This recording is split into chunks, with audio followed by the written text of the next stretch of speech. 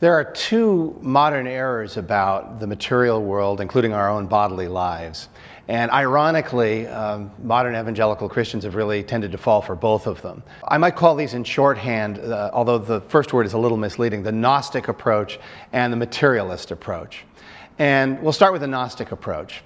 The Gnostic approach sees the material world as much less, if not entirely evil, and few modern people really have that attitude, at least much, much less spiritually important than the really important things, which are the spiritual things. You might think initially that that is a really alien attitude that might be true of some early desert monks, for instance, but surely is not true today. But effectively, I think it really is. I have many friends and have known many folks in the evangelical movement who value highly and enjoy to a high degree the wonder and the fulfillment and the nourishment of that Sunday service, that worship experience. And that's where their values really are centered. But then they go out to life in the Monday to Saturday world and don't really see any inherent way to value that. It's a secular world to them. They don't bring that sense of spiritual reality and spiritual importance into their life in the workplace, in their family life, and in other places.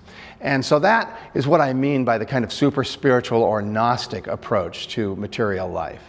The other typically modern approach to our material lives is what I've called materialism. And we're caught up in that as well. That's just living for material pleasures, material accumulations.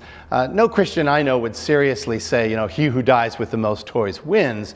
But we're quite capable of falling into a kind of idolatry of sustaining our suburban lifestyles, our comfortable vacations, good schools for our kids, good salaries for them in the future. In those ways, we're really succumbing in part to this also out of kilter way of approaching the material life. And the ironic thing about this is that materialism, just as truly as the Gnostic attitude, devalues the material world. And it does so because once you decouple the material world from God and from godly values and godly understandings, you've actually removed its source of value. So if you're approaching material things as their own end because they feel good or they're comfortable or you want your kids to flourish, and you don't refer that to a larger Christian frame of understanding, then you have as much of a dead end as you do with the Gnostic view. The medieval understanding that can get us beyond these two mistaken ways of seeing our material life in the world is sacramentalism.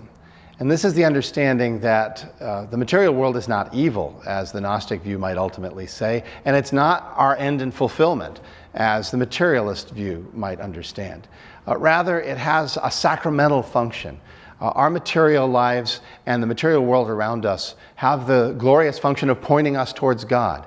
God can meet us in the middle of flowers and woods and nature, can meet us in the middle of a dinner around a table with friends, in our workplaces as we work for others' flourishing, in our arts and in our sciences where we make things of greater value out of the raw material that God has given us in the created world. In all of those ways, we can experience the sacramental quality of the world. It can become for us a way that we meet and experience God. These aspects of our material life, the wonders of nature, our communal experiences, our working experiences, the arts, the sciences, all of those areas of cultural experience, those are not infallible channels of grace. They're not sacramental in that sense, the sense that the early church and medieval church taught that sacraments like baptism or the Eucharist are. But they are places where we can meet God. And we are neither to hold them too highly as ends in themselves, nor too lowly as evils, but we are to live comfortably, openly, with wonder, with receptivity to God in our bodies, in our material lives. That is the sacramental understanding, and that is one more area where the medieval church has much to teach us.